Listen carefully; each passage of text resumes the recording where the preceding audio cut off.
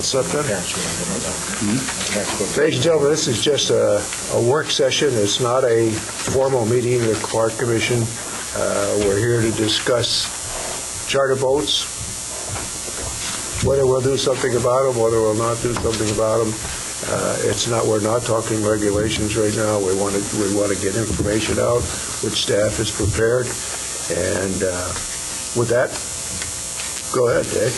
Okay, thanks, Bruce. So, yeah, we've been looking at charter boats. Over the last few years, the Commission has had several new applications come in front of the Commission, and several public vessels are out there that really haven't come in front of the Commission, and that's one of the challenges that we have, is there's been kind of a historical inequity in the way the Commission administers public vessels on Lake George.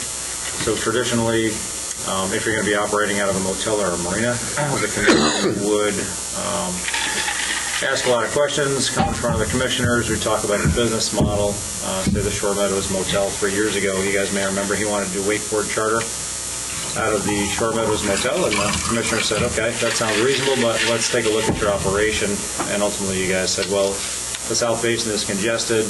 What do you think about operating north of Diamond Island, which he agreed to. But if that gentleman was working out of his own private dock, historically, the interpretation was that if you're working at large as a charter, you wouldn't come in front of the commissioners. So there's a memo that goes back to 1994 from Eileen's office that says really charter boats at the time were primarily fishing charters, and those fishing charters really didn't have... There she is. We had a little lost. Come on in the back door. The only people to come through that door. You have to know people to get through that. It's a priest that comes through the door like that. All right. So we're talking about the 94 memo just briefly, and the essence of that memo developed by Martin and Mike was that fishing charters on Lake George, which were the primary charters back then, really were not impactful. They didn't rise to the level of being a tour boat and taking a look at the routes and whatnot. Since that time, the number of charters on Lake George has exploded. Just looking at the math from New York State Parks, the PV list, you guys have a copy of this. There's 13 new public vessels on Lake George just in the last 2 years, most of which we haven't taken a look at and don't know exactly where they're operating out of, what the business model is. And it's not to say that they're not operating in a fully responsible manner. It's just that they may be operating charters that the Commission would say this might not be in the best interest of the public safety on the lake based on what we know about the recreational use study and whatnot. We also want to make sure that as new charters come on the lake, there's an equity to the process where it's understood that if you're going to have a public vessel on Lake George, that operation is going to be evaluated by the Commission just to make sure that you have everything that you need and that the operation isn't going to cause any recreational issues, cause undue congestion. Make sure that the place that you're operating out of has all of the requisite needs. It has parking if you're working out of a facility that needs parking, and it has bathrooms, waste facilities, those types of things. So those are the traditional things that the commissioners would look at in a charter boat application when you're operating out of a marina. And so we just want to bring forth the idea that it would be, we think, in the lake's best interest if we took a look at all public vessels that were on the lake currently and are coming in front of the Commission to just understand what the business model is moving forward. So our goal in this is to be as public as possible. We sent out the meeting notice a couple of weeks ago to every charter that is on Lake George, plus the media, plus everybody else on our blast list, over 1,000 people, because we want to have that interaction. We've gotten contacts from several of the charter boats that say, this is my operation, what's going on in this meeting? And we talked through it, whether it was Mr. Greco or Linda Waters or anybody else that we talked to. And what we have in front of you is a few things, and I think everybody or most people in the audience probably have this. This is a summary breakdown of what we have right now. It may not be 100% accurate. If you see any inaccuracies in it, please let us know.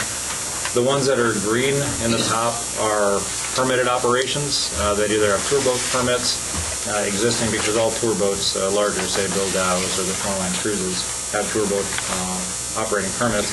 Some of the ones that are actually are charters that have gone through the Commission review process and approval process. The ones in yellow are the charters that were not brought under the Commission review process, either as per the original 94 memo, or they were working as an at-large charter, which is out of their own dock and picking up at one or multiple locations around the lake. The last thing on this is the potential solution, saying it's in everybody's interest to take a look at all the charters on the lake and make sure that we want to get them covered under whatever plan or program that we have. That very little impact to these folks. And we're going to talk about that as we move forward. So that's a little bit of the background. Eileen put forth a 4-page memo that I thought outlined some of the issues that we're looking at. And for the last page, page 4, so this is how we think we might want to move forward as we go. We've modified our thinking a little bit since that time, and we're going to kind of go through that just a little bit. But I guess at this time, does anybody have questions on the background, where we are, why we're here? Okay. So we have had several meetings at the staff level, and Ken Parker has been, I believe, in almost all of those meetings, which is great, gives a commissioner's perspective on it. So I guess what we wanted to talk about, if you're comfortable with where we are in the background and the interest in doing so, is how do we make what we have out there legal? So Eileen is pretty well versed in the regulations, as are Molly and Joe. And what we have currently on the regulations is the definition of a tour boat basically encapsulates all of the commercial operations on Lake George. And so the 94 memo basically says, although it captures everything, including charter boats, we're going to hereby exempt charter boats because of XYZ reasons. And at the time, that was the right thing to do. The challenge is today that most of the charter boats coming onto Lake George aren't fishing charters. They're more impactful. They might be sporting charters, wakeboard charters, whatever else it might be. And so we think the existing regulations has the authority to take a look and encompass all of the public vessels on Lake George without doing any regulatory change. So I don't think the commissioners or the staff or really anybody wants to take this out to a 1.5 or 2-year regulatory change process. We think we can work within our existing infrastructure to get a new tour boat permit for all the public vessel operations on Lake George. And I think we can do that in a reasonable amount of time, and we can do it in a way that we're working with each of these individual operators to say, how are you operating, and how can we make it compliant with the regulations that have very little, if any, impact to your current business model. So that's the framework for where we are. After that, it gets a little bit more into the weeds because there are certain stipulations within the regulations, such as all tour boats have to operate out of an approved or a permitted facility. And a permitted facility is a Class A marina. And we talked last time about the idea of can it be a Class B marina. And it doesn't seem that it can be because that's not a permit, it's simply a registration. That doesn't go in front of the commission. So we want to take a look at that. What about the charters that operate out of municipal docks? Say whether it's Bolton Boat Tours or Joe Greco's operation up in the town of Hague. How does that work? Because town docks aren't under the marina permit. They're not actually legally authorized marinas by us.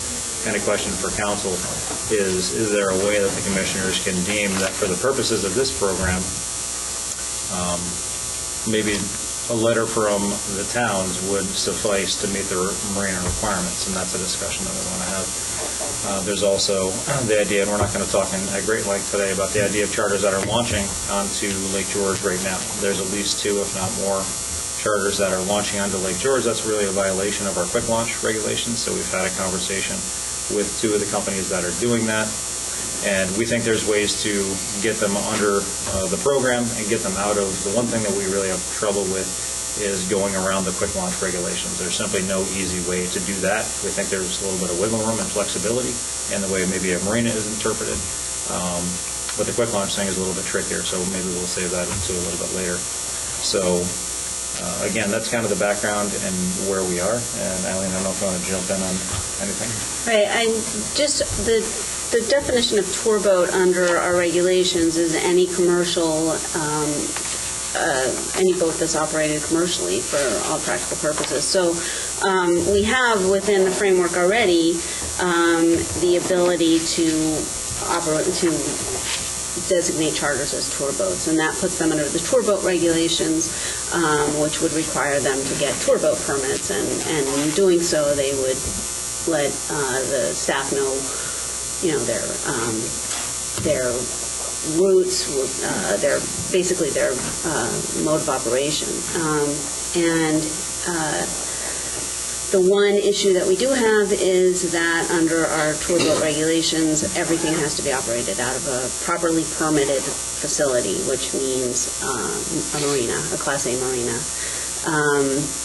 So we've discussed different ways about, there are certain operations right now that don't operate out of Class A marinas that are just sort of at large, and how would we address those? I think we've got a pretty good framework for doing that would fit within the regulations. Maybe you want to define Class A marina for some of the folks that may be automatically picturing a commercial operation? So a Class A marina is any facility that operates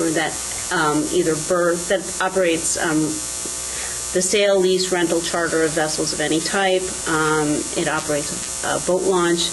Generally, that's considered if a facility has more than one vessel at its location that is not owned by the owner of the facility. So if you have two vessels at your facility that aren't yours, you are a Class A marina. And then you have to fit within certain criteria. You have to have certain parking. You have to have certain bathrooms, things like that. And it's more heavily regulated, or more particularly regulated than like a Class B marina, which is just one vessel at your dock that is owned by you. Your boat has to stay there, or your boat has to, operate over there? Well, we've looked at that in terms of the charters, and I don't know if you want to talk about that, but that's one of the issues that we're discussing as, what does operation mean? Certainly, if you're berthing two vessels that aren't yours at your facility, then you're a Class A marina. But in terms of operation, that's what we're looking at with the charter boats. I think many of the charter vessels operate. They may not be berthed there, but they pick up their passengers there, or their folks, and we would consider that operation. So, and that cuts to the crux of the problem that we had was if we were going to require that all charter boats that are working out of their own docks, they become a Class A marina, that's problematic. Some towns don't allow Class A marinas in residential districts. And do we really want to have you guys go through the individual process of getting a Class A marina when you're simply berthing your boat at your dock? Whether it's you berth your boat at your dock and you operate out of Castaway, right? So what we said is that doesn't make a lot of sense because that's not where the impact is. So what we're looking at is taking a look at where are your primary areas of pickup. So if Ron Miller is picking up at Castaway, does Castaway have the facilities available? Do they have the parking available? Can people go to the bathroom? A traditional thing that if you're picking up 20 people on your boat, you're not picking them up at your house, you're picking them up somewhere. If you are picking them up at your house, then you should be a Class A marina. You should have the ability to provide restroom facilities, to have garbage, to have parking, so you're not impactful on that neighborhood. So that, I think, was kind of the big change that we said, let's recommend to the commissioners that we don't look at the place of berthing solely as what we're looking at for their operation as under a Class A marina or not. It should really be the location of their operation. And let's say there's a fishing charter that picks up at 3 or 4 places. Well, let's take a look at one of the primary locations. If that fishing charter is picking up at, say, Chicks. Chicks is a classified, regulated marina right now that has charter boat operations already. So if you say that's one of the places that you're already picking up, you're basically covered. And so all we want to do is get your operation an actual permit. So now you are not at the whims of whatever that marina is. You're actually an authorized operation. So, an example. Why are we unpermitted then? Why does it say marina modification? Well, I'm sorry, what part? It says marina modification, that we're an unpermitted business. I have a business license, yet I'm unpermitted. I don't know where your business is. I'm sorry to interrupt you, though.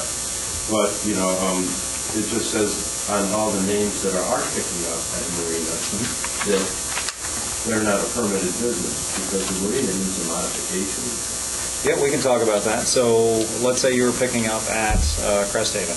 So Cresthaven has a lot of docks and may pick up people there, but they may not have a Class A marina permit. Or you may have a marina that has a Class A marina permit but doesn't have a charter designation on that. So what we'd be looking to do and recommending to the commissioners is certain things would come in front of the commissioners for review. New Class A marinas, all by definition, have to come in front of commissioners for review.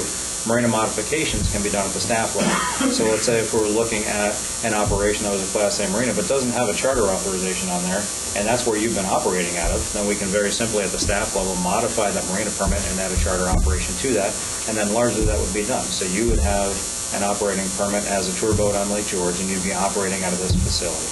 So when you take a look at the solutions itself, we don't want to get too far into the weeds on that. And these are just our general guidelines for commissioners to take a look at and say, does this make sense? But we think they're, for all of the operations out there, we have 27 now charter boats or charter operations that are operating on Lake George that aren't operating under kind of a tour boat permitted program. We think we can work with, so far, my read, there's a couple of charters that didn't get back to us, but the vast majority of these folks can be done in a very administrative capacity with very little, if any, impact to the charter boats on Lake George. And that's kind of the program that we wanted to present to the commissioners for discussion today. Dave, how does tow, boats that tow into that description? They wouldn't be a tour boat, because tour boat means conveying passengers for a fee. So, that's not you're towing another vessel. So Does that fit into the exempt status? yeah, you would be exempt. Right, so if you look at your list, you'll see the bottom one on the top says Towboat US, and it says exempt. Obviously, something happened that caused this meeting. And to get to the meat and potatoes of this meeting, how many accidents, deaths, or injuries have been caused by fishing charters? Has there been any? I've taken people for over 30 years and I've never had an injury. And yet, there's all these regulations to either stop people from being in business or hinder them in some way that maybe the marina might say, no, I can't. These new added fees, I'm not going to be able to have you come here anymore.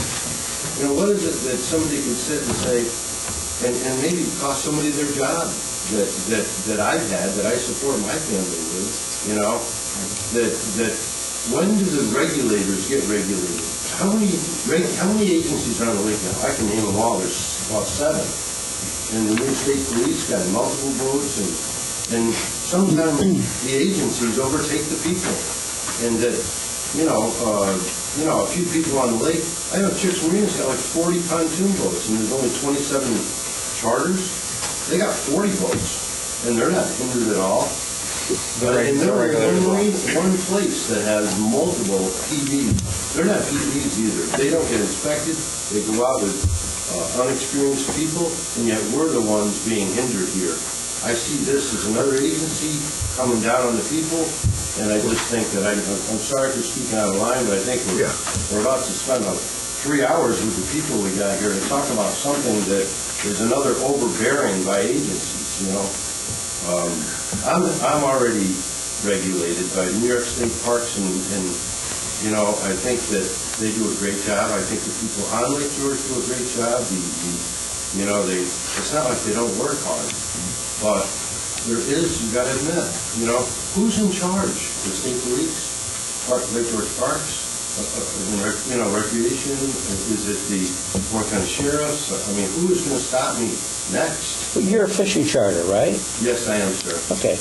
You've been on the lake for a while as a fishing charter. I'm sorry, I don't know who you are. My name's Ed Lockhart. I'm sorry. Oh, okay. I know who you are. I'm sorry. One of our primary discussions when we started this a few months back was that there are many existing fishing charters that have been doing exactly what you just described, operating well-managed and accident-free and risk-free for years. And you're the guys that we don't want to disturb because, A, we know who you are, where you are, and what you're doing. And you're doing it, everybody's doing it correctly as far as we know. The ones we want to disturb a little bit are the ones that have a PV reg on their boat. We have absolutely no idea who they are, what they're doing, and what with the experience that the lake has seen over the past few years, whenever something happens, the first body that we look at is the primary body that serves Lake George, which is the Lake George Park Commission. And so we've done the research, we've identified people who we knew kind of existed in a ghost manner, but we didn't know where, what, and why. So it's not you. In theory, you shouldn't be here because you're doing the proper things. The ones that we don't know about, that's who we want to talk about and find out what you're doing, and just so that we have an inventory and make sure that we're not going to take a hit on it down the road. I tell people all week long, this week fishing, and not one of them has ever been to Lake George before. And many times, if not most, I attract the people that come here through my advertising, come fish in Lake George, and they stay here for sometimes a week, doing other things and spending money here. And The one thing I am concerned with one of your final comments was, you said there's a place with, I don't know, a number of PVs there, and none of them are really PVs or whatever. Maybe I misheard you. no, all I'm saying is rental boats don't have to have a Oh, TV okay. on their sticker. on. Gotcha. They don't have the proper management. They come out, a lot of them are a bunch of bumped up wrecks going out there, and they cost more than we do. And when a captain sits aboard a boat, all of a sudden there's a bunch more liability, bunch more laws, bunch more regulations. But in fact, the rental boats, they crash all the time. And hundreds of times I've aided over the years, hundreds. And people staying with them, and their vessels sitting on the rocks, it's always a rental. That was last year's conversation, and we're still working on that. But more and more are approved, and they're never, they don't have meetings on, Yeah, they do. okay, I'm sure they do. Yes, we did. It just seems like. That was last summer. I'm not trying to put them out of business either. I'm just saying that, that I'm just trying to use another agency that, or, it's just, I think that there's a lot of research that's been done on maybe fishing charters, when in fact, where's the statistics of who has been hurt? Who has been injured? Where has there been lawsuits from them? What has ever transpired from a fishing charter in Lake George that has ever been negative? Yeah. Sir, I appreciate your comments. One, this is not a hearing, and quite frankly, on your last comment, I don't want to wait until somebody's hurt, and that's the reason we're looking at it. I mean, if Well, we are already regulated by. I know you are already regulated, that's correct, but there may be 100 other outfits out there that aren't in any way regulated, as we just mentioned. And they would have the law down on them and have a misdemeanor already. Well, that's one of the reasons we're deciding exactly how, and why we're doing it openly, is to get opinions like yours. And I want to emphasize again, this is not a hearing on something we've decided on. This is a work session for us to hear what staff thinks may need to be done. I haven't decided whether something needs to be done, and neither is anybody else. And nobody wants to pick on, especially, I don't find any problem with fishing charters. Matter of fact, I'll be glad to go fishing with you if you're good. So I want to emphasize, I don't want to get this on an adversarial, well, this is what you're trying to do. And I understand what you say about regulation and so forth, and Could I end it by saying one last thing from Sure. my side? well, For every regulation that we add, could we take two away? we've been trying to do that. We've been trying to do that. We're looking at our present stormwater regulations. Why? Because there may be some stuff in there that was put in 20, 30 years ago that isn't appropriate anymore, that isn't doing the job. That's why I've asked to have these hearings. Do we have regulations that we don't need, that aren't working, or are they too burdensome on the public? Or are we missing something? And that's what we're trying to find out. If we're missing something here, if there's a bunch of new people that go to the state and say, I want a charter license. Okay, got a charter license. We don't even, if it doesn't come to us, we're the responsible, as far as I'm concerned. The Lake George Park Commission is the responsible organization for Lake George. Our charter says that, and we fight continuously some other organizations that I won't mention to say that, yeah, we are in charge here. And if we think there needs to be something done, fine, but we're looking for it. We're not here to tell you, this is a new regulation I'm going to throw on you. We're here to decide. Staff has looked at what our actual experience, and we're not looking to see, okay, 4 or 5 people were injured here, 1 person was killed there. I don't want to see those kind of statistics before we look at something. I don't think that's a proper way to. It's like a class A, B, C marina, and it gets a little confusing. Yeah. And Once you get into the class, even. We're looking at that. We're looking at that too. I appointed a committee a year ago. I appointed a committee to look into. We got Class B and Class A marinas. Right. our Class Bs, what are they doing, what are they, yeah, we're looking at that also. We're looking at every single, at least I can see that, and I think the commissioners, since Dave came on the staff, will say, hey, the one thing we got to do is look and see, are we doing enough? Number one, that's one. And one, are we doing too much in some areas that isn't necessary, that's a burden on the public? As far as I'm concerned, the least, I get incensed when somebody wants to build a house. They got to go to the town, they got to go to the village, they got to go to the county, they got to go to the state, they got to go on and on and on. They shouldn't have to do that. I had to do that when I built my house. I agree with you. If you're running a fishing charter, you should only have to go to one organization and say, look, I'm running a fishing charter. We say, fine, you're running it. Maybe this isn't about, is this about the tiki tours, or is this about? No. I didn't know. Well, yeah, it's really about the way this country's run, quite frankly. Ed, this is what this is about. This body is a state body. We can't, if 6 or more of us, if we stand in the same mud puddle, it's a public meeting, and we have to let you know legally. We wanted to have a workshop on the subject to share ideas. We can't get together to share ideas until finally somebody said, and I think it was me, why don't we find out who we're talking about and invite them in so that as we're talking about it, we can get your input. And thank you for your input. But that's why you're here today, is because we were going to have a workshop, and why not have you here with us? And if you get bored, don't be embarrassed, walk out. You know how everything is expensive on Lake George? And just trying to say you're going to be a fishing charter captain, try to get a dock and see how much you pay and see what, and then you're going to say you're going to go to some Class A marina and say, I want to keep my boat here because that's what I'm supposed to be. You're going to pay so many thousands of dollars, you won't make enough money to even pay for it. So you're not even going to be in business. And that's the information we need so that we can go on with our work. Yeah. You should be able to pick up, as far as I'm concerned, if you're running a business, if your home, you don't have any restrictions from the town about parking or having a business, you should be able to pick up people at your own dock and take them fishing. You don't have to go to a Class A marina. Matter of fact, correct me if I'm wrong, does anybody have to go to a Class A marina to run a fishing charter? Currently, no, but if they have a tour boat license, they would. They Yeah. would have to be operated out of a Class A marina, or they would have to seek a variance. So that is something. If we amended the regulations to say that.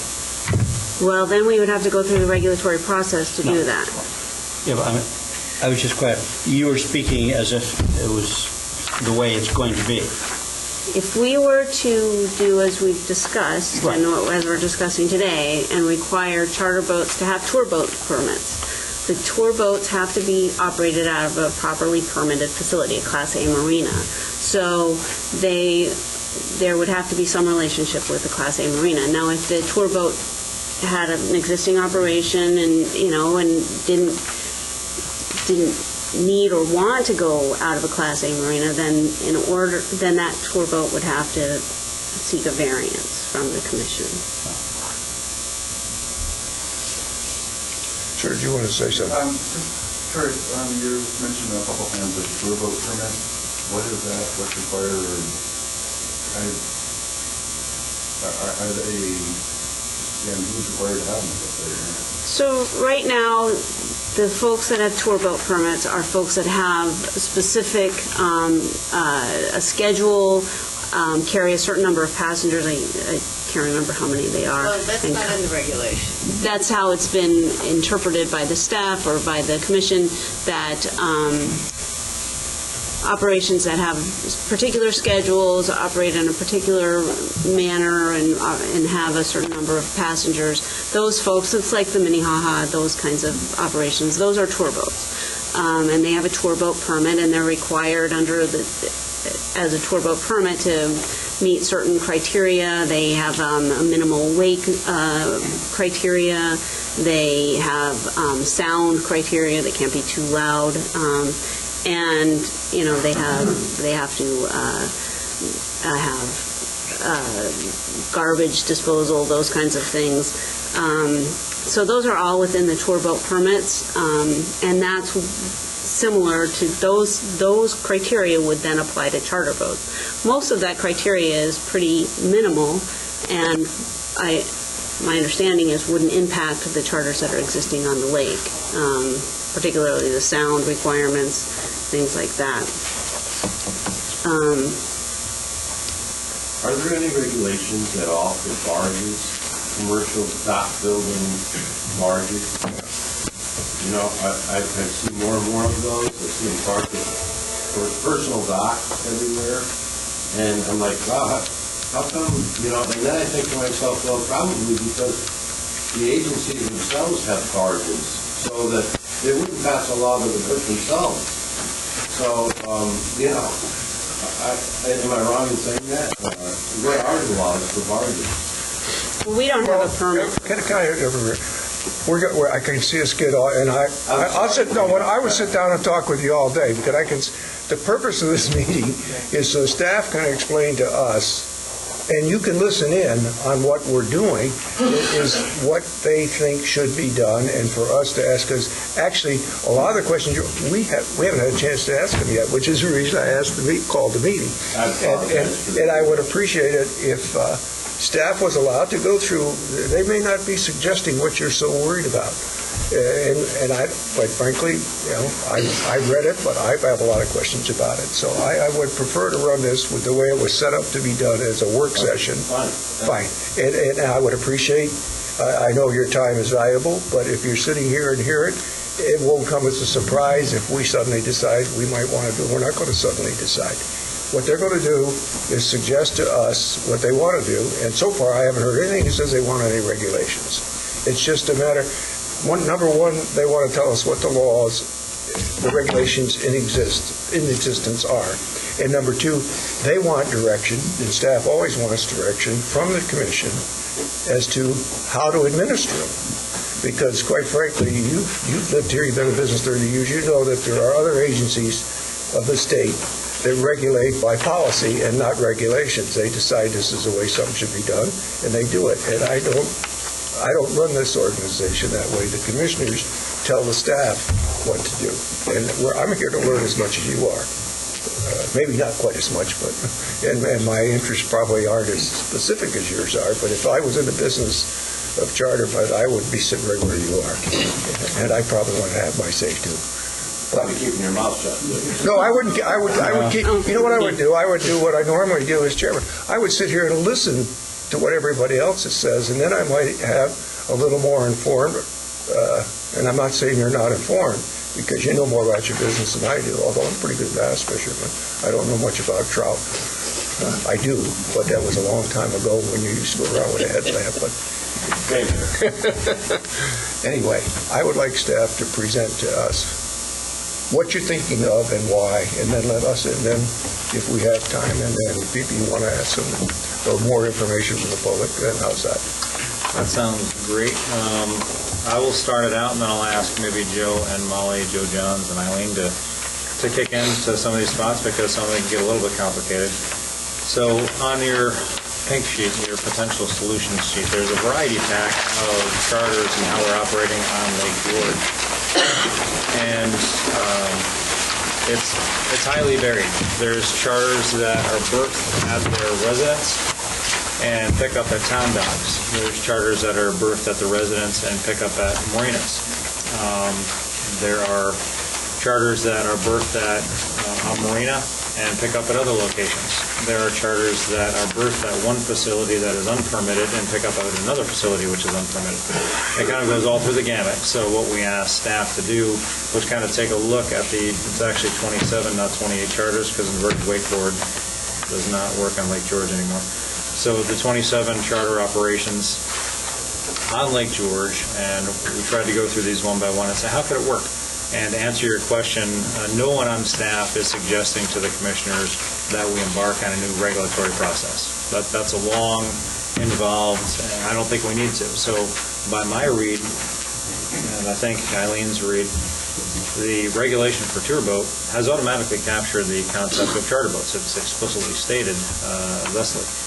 The exemption in 1994 was basically saying that really the charter boats on Lake George are primarily fishing charters. They go out at 6 in the morning, they're back by 10 o'clock or noon. They really don't have an impact. They really shouldn't be brought into the full auspices of tour boats. And that was certainly fine at the time. The challenge that we're finding, and the reason this keeps coming up over and over again, is that as I mentioned earlier, in just the last 2 years, 13 new charters have showed up on the lake.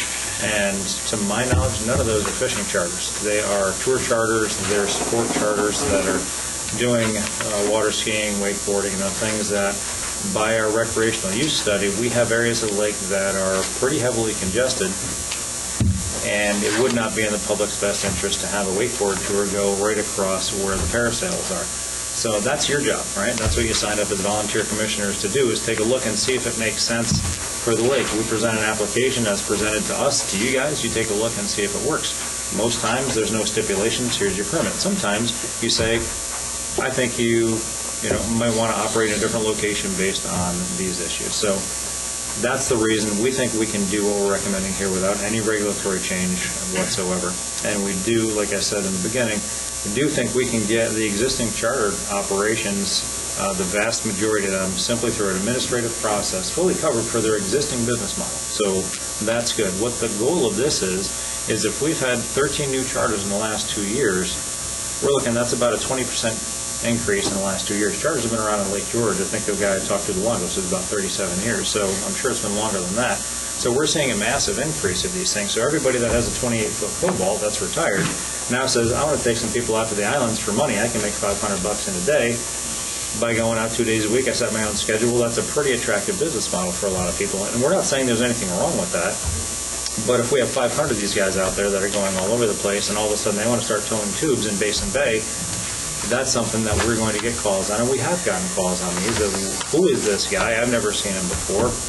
Why is he operating like this? Why aren't you regulating? We got a call from one town supervisor that says we have a charter out here that is clearly not abiding by, the authority that you're vested in terms of regulating these entities, because by their read, of course, they're tour boats, and if you read the regulations, all charter boats are tour boats. It's fairly explicit in there, and we don't really like the way he's operating, and if you don't start to take some action on this, we unfortunately have to have the town take action on this. So they're right in the fact that that is an abrogation of our responsibility if we're not following this. So the goal is to meet the business model of all these charters out there and really, hopefully, not change anything at all in a way that makes sense.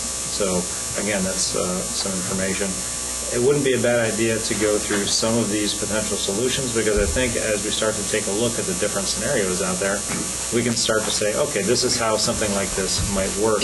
And you guys could say, I get that, we're happy delegating that to staff, or I understand these types of things should come in front of the commissioners for review, because all new Class A marinas, by definition, have to go in front of the commissioners for review. So if you don't mind to take a couple of minutes, maybe we can run through just a couple of these operations, and we can see, and maybe some of these folks are in the audience, and they can say, that's not exactly how we work, here's how we work.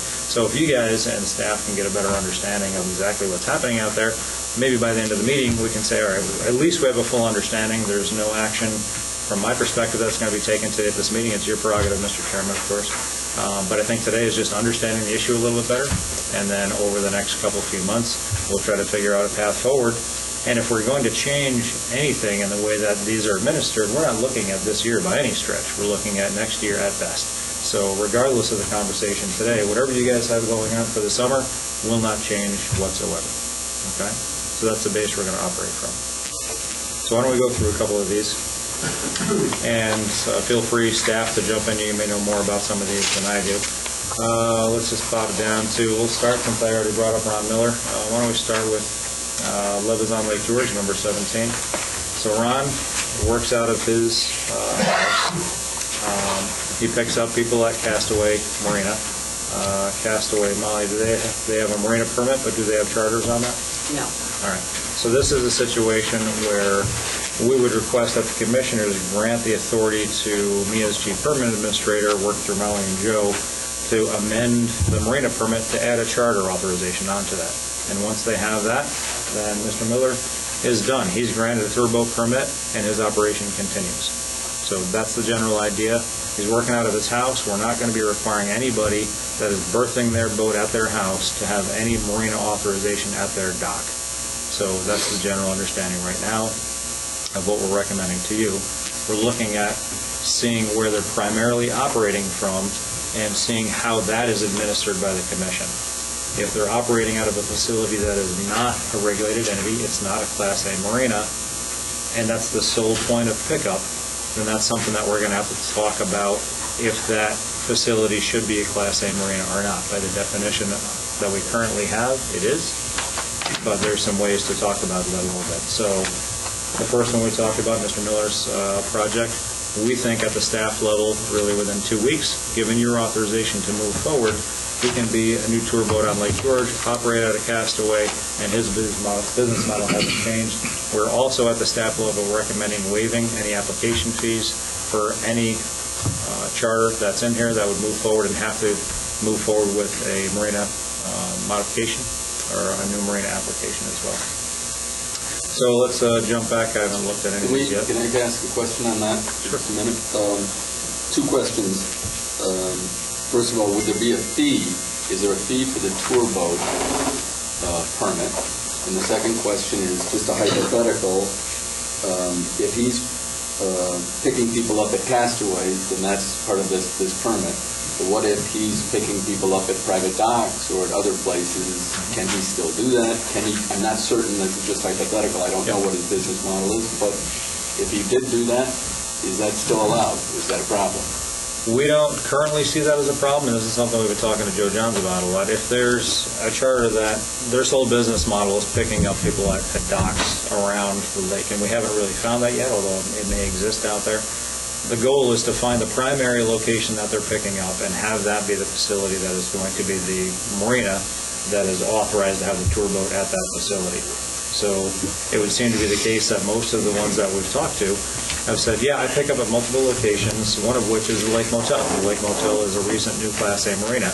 We simply add a charter boat designation to them, and it seems to work. So where we're comfortable doing that are for operations that tend to be the traditional fishing or sightseeing tours that really aren't sporting tours. Where we get into a little bit more recreational issues are when somebody wants to do a tubing operation or a water ski operation, a wakeboard operation, those types of things, because they can have more impacts on the lake, as evidenced by our Marine Patrol and some difficulties and challenges in the past. So I don't know if that answers your question. That answers, okay. That was the part two, but is there a fee for a tour boat permit through us? There's a $100 application fee for the first time, and then it's renewed every 5 years for a $50 fee. And we're considering waiving that $100 application fee for the very first permit for tour boats.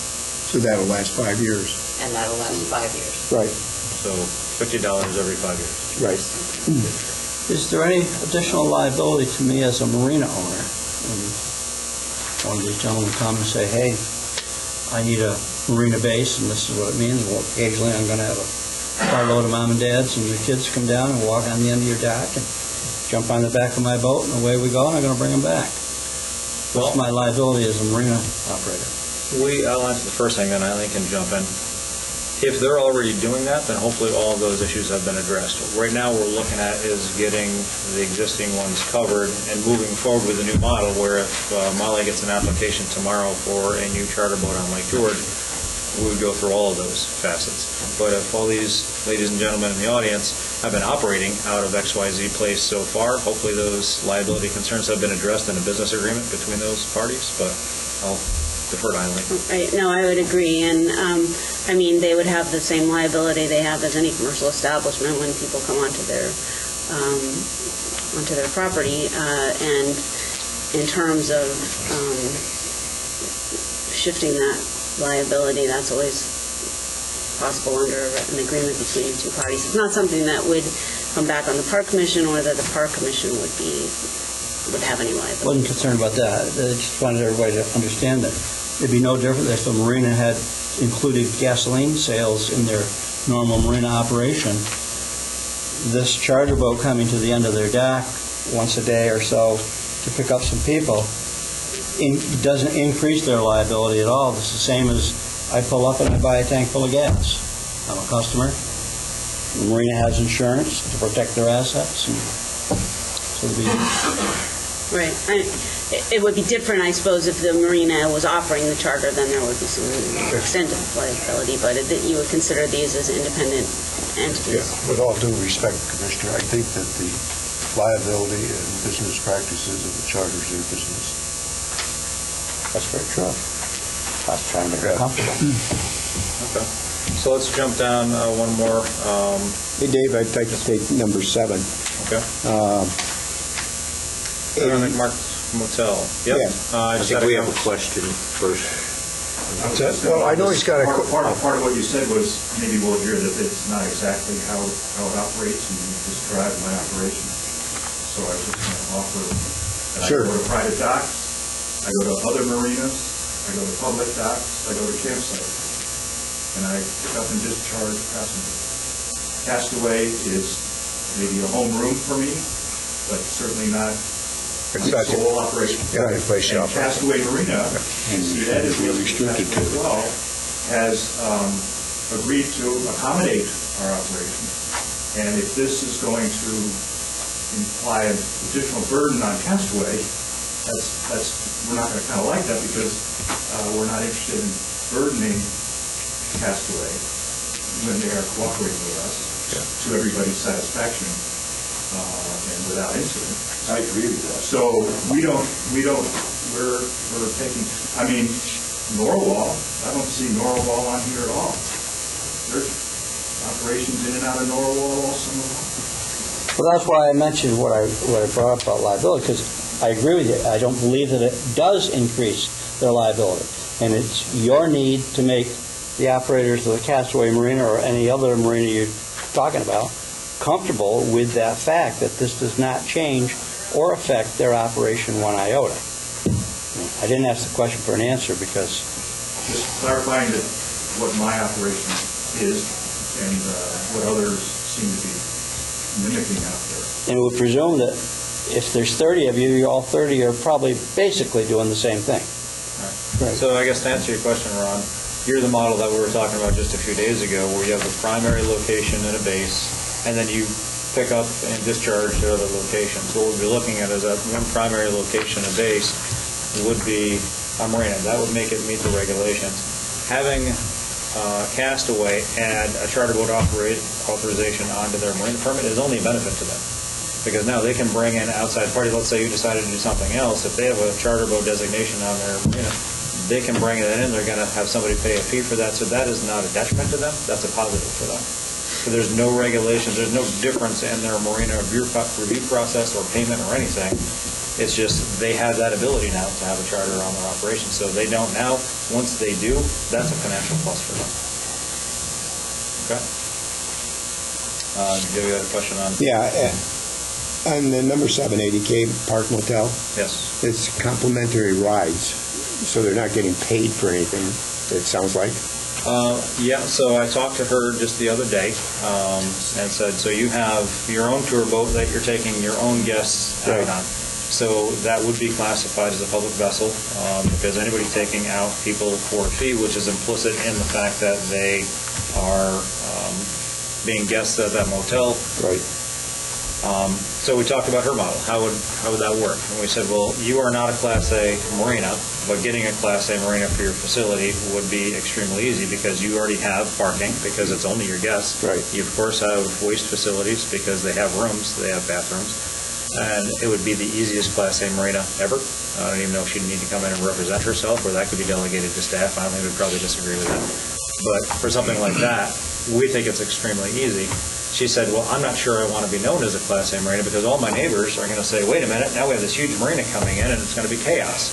And we said, no, the only authorization for your Class A marina would be to have a charter operation out of there. It's not going to be a full commercial marina like Dockside Landing or something. It's going to be this woman taking out her charter boat. And if you had people that were on either side of you that were upset that you're going to be opening Class A marina, and yet the only thing that was on your marina application, we would disregard those comments because they're simply not based in fact.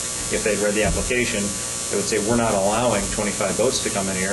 It is simply the operation of your boat in and out to take your passengers out. What's the fee for Class A marina? Well, we just talked about the fee for the Class A marina. It's a $100 application fee, which we're talking about waiving, and then $50 every 5 years. Did you say application? But it's actually the same. Well, there you go. Same for tour boat as it is for Class A marina. $100, $50 My for 5 years. my question, Dave, if you hadn't jumped in, I would have asked the question you were going to ask. Why is it even necessary if a marina not a marina, a motel. Yep. I know motels all over the place.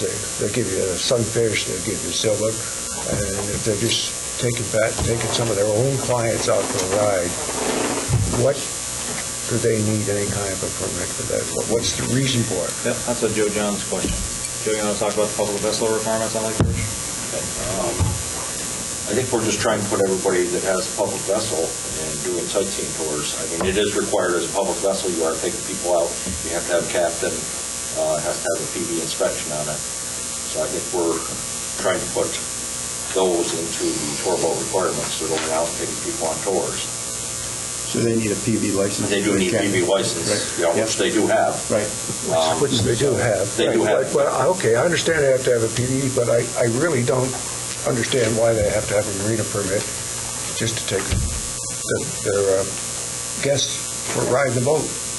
Well, that goes back. I mean, I don't Well- want to get, we get into, as this gentleman read, overall governing principles here, but I don't see, to me, telling a motel operator, and I don't want to get, I'll listen to the legals, but I'll tell you what it feels like to me. Telling a motel operator that if he wants to take his guests out just to make him feel good, he's known as a nice guy.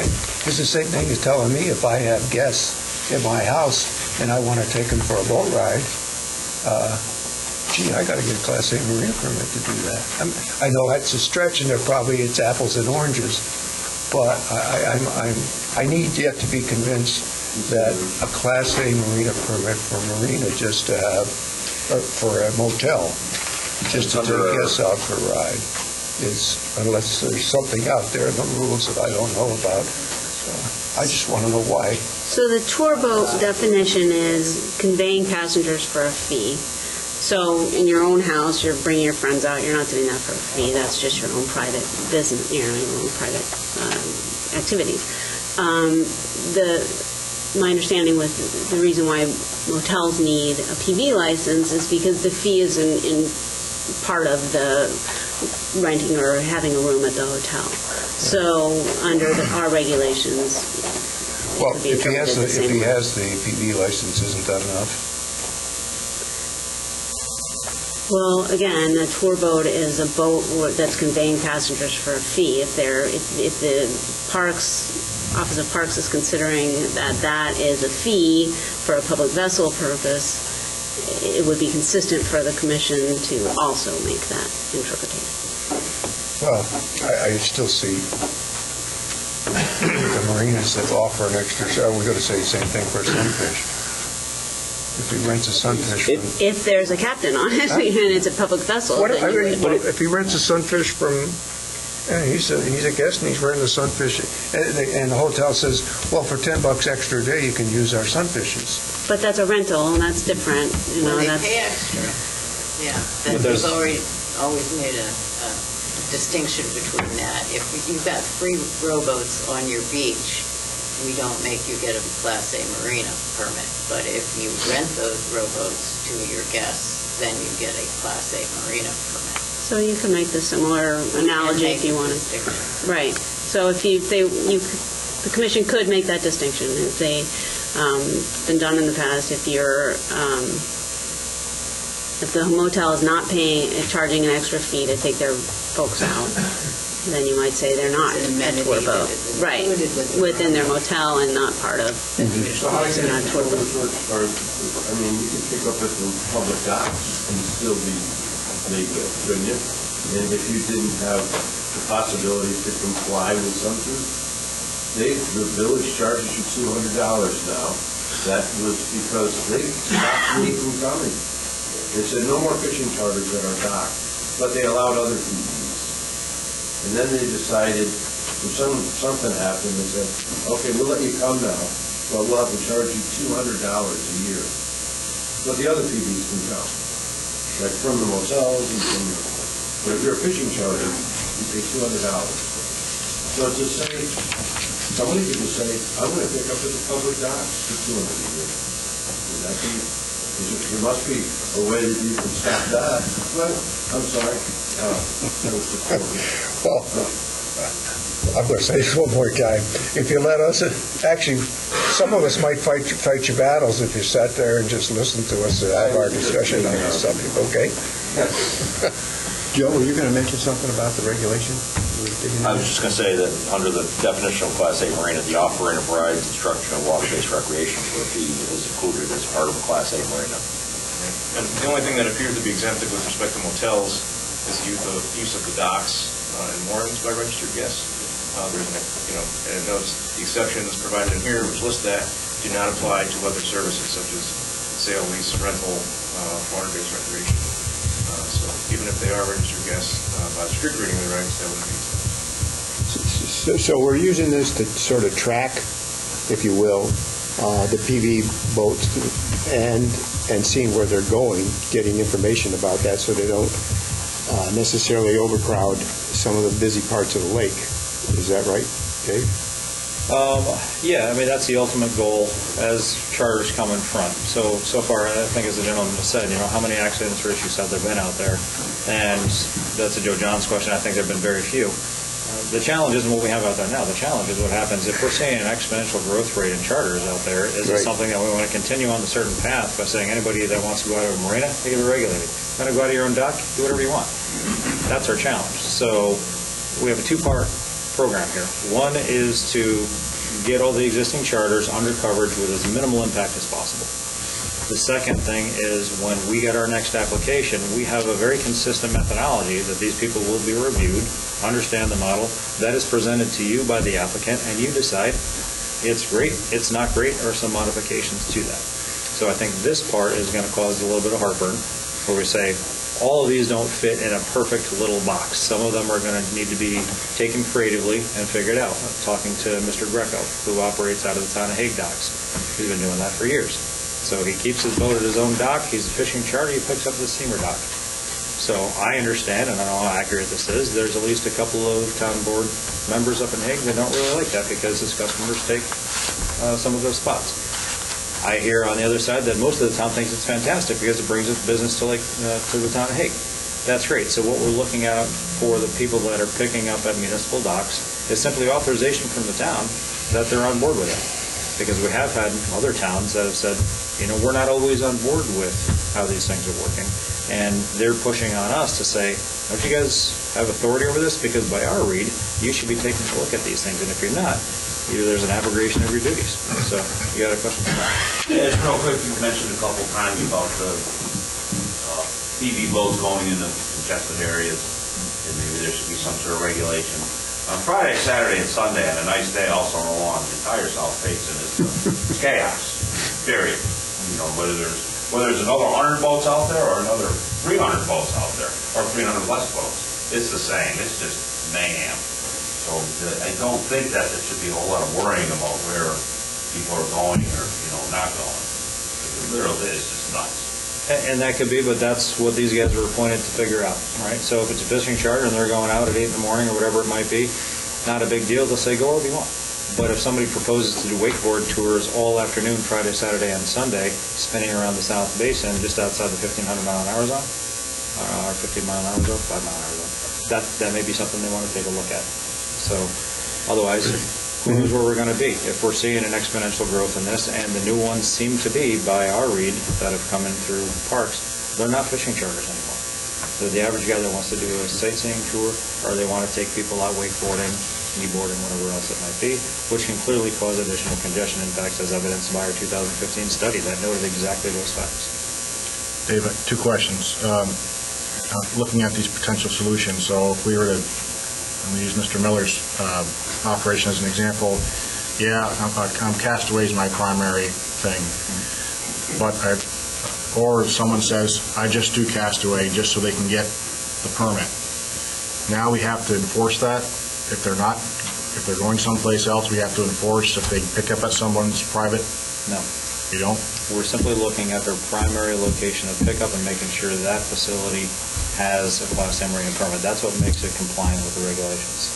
Okay, so if he wants to pick up at 15 other places, assuming those 15 other places are happy with him picking up there, okay, then we're perfectly fine with that. That's the current staff recommendation. So we're not adding more enforcement issues for... We are not. So my other question is, if we are granting charter addendums to these marinas, are we potentially going to increase the number of charters on the lake? Because now all these marinas have the charter operation as part of their marina application that they didn't have before, and now they're going to go ahead and say, yep, now we can do all these different things because you guys have given me that.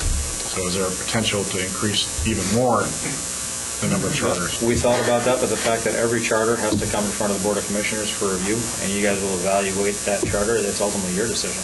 So if Castaway Marina now has 2 new charter addendums, one for Lockhart and one for Ron Miller, we don't see that as an addition. We just see that's an understanding of where the current status is. So if all of these charters are going to need an addendum to an existing marina permit, that's just satisfying the current population. Anything that's coming in new, if ABC Charters wants to come in and work out of Chicks Marina, they'll either have enough charter addendums on their marina permit or not, and if they don't, that has to come in front of the commissioners, and you guys can decide whether that makes sense for Bolton Bay or wherever else they're going to be operating. I got a couple questions. Mr. Chairman. Yes. All the talking is coming from here. And we got 24 people out here, and I want to hear what they have to say before we leave. I agree with you, and if you'll just give me a chance, if we can go through our original format, we'll get to that. I want to hear what they have to say. So far, they've only had a chance to present one idea, and what we don't even know what we're talking about. They came here with an idea in their head. I know. And they need to compromise. I appreciate that, and I understand where you're coming from. And instead of just having this, I think we've already included the audience, probably more than the commissioners at this point. And I still would like staff to have a chance to present what they think needs to be done, for the commissioners to question and look for suggestions from the public. How does that work? Does that work for you? Fine. Chairman, I just have a question related to what Ron was talking about, primary pickup areas or primary permitted areas. It seems that the comments of the congestion is use on the water, and as a tour boat, I think it's not necessarily where they pick up or where they dock, is where they actually operate on the water, which leads to the congestion and the potential for issues. So as a tour boat, are they going to have their patterns on the water regulated? Or, say, a wakeboarder? They want to pick someone up at a hotel. That hotel is their primary place. And then they can go wherever they want, to the Southern Basin, perhaps, to hang out around the village and do their thing there. How does that eliminate congestion? Or, it would seem that you'd have to actually regulate their on-water activities rather than where they're picking up and where they're going to. So that's right. So I think I want to know. I think we can answer that pretty directly. So we'll give you the example of the Shore Meadows motel application. So this young kid, new entrepreneur, wants to come out with a wakeboarding operation. He wants to operate solely in the South Basin of Lake George because that's where he draws the business, right? Everybody sees it. That's awesome. Where'd you come from? Shore Meadows. And the commissioner decided we're going to review this application. And at the end of the day, after the end of that explanation, his application, the commissioner's one caveat was we're going to grant Shore Meadows a marina permit. You are going to be able to operate out of Shore Meadows. However, we don't want you operating out of the South Basin. I don't know if that was full-time or whether it was busy time or whatever it might be. That was a commissioner determination. That wasn't even a staff recommendation. You guys, after your discussion, that's what you came out with. The other issues is we have to take a look at the facility that it's operating out of. So let's say Shore Meadows has 20 rooms, and those 20 rooms are full, and they have 20 guests, and there's no parking. But this guy is running a new tour boat operation out of that facility, and he is taking 10 people out 4 times a day. Where are they parking? Now they're taking Lake Ave, and the mayor's upset because all of our parking up and down, we have to get these people towed.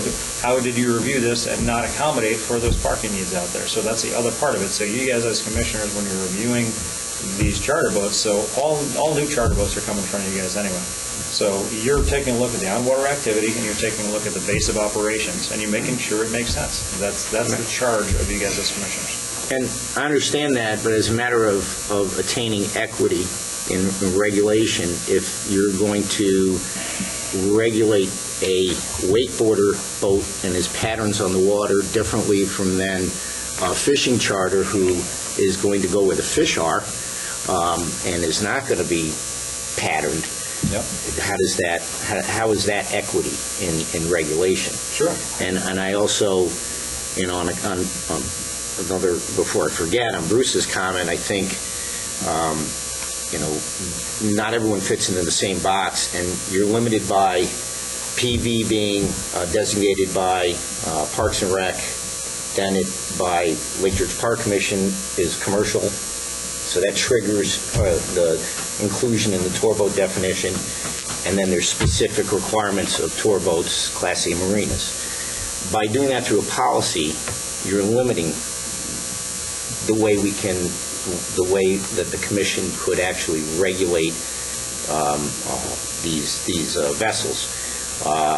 You have to go by our existing regs. If they were able to operate on a Class B marinas, for instance, in a change in regs, there may be a better, it may be cheaper, less congested. It may be easier to accommodate some of the specialty charters, like especially the fishing charters and others. So I just want to, that was kind of signed off at the beginning as not an option, but I think it should be an option because it can specifically address some of the shortfalls of the existing regulations as we move forward, just to keep it on the burner. So I'll jump into this for Eileen because we pay her.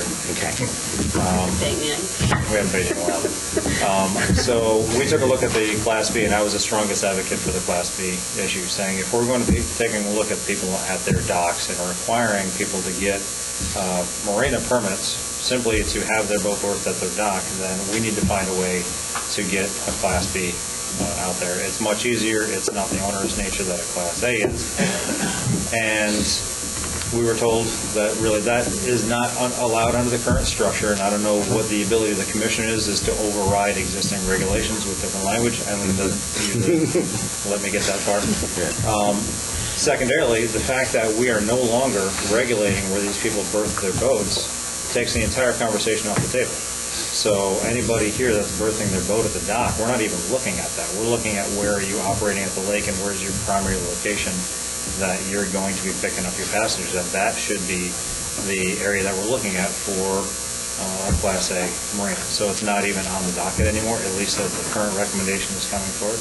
Trust me, we had a few heated discussions about the Class B thing, but since that is a registration and not a properly permitted action, it doesn't seem to meet us right now, and we don't want to go through a full regulatory process because we don't think we need to.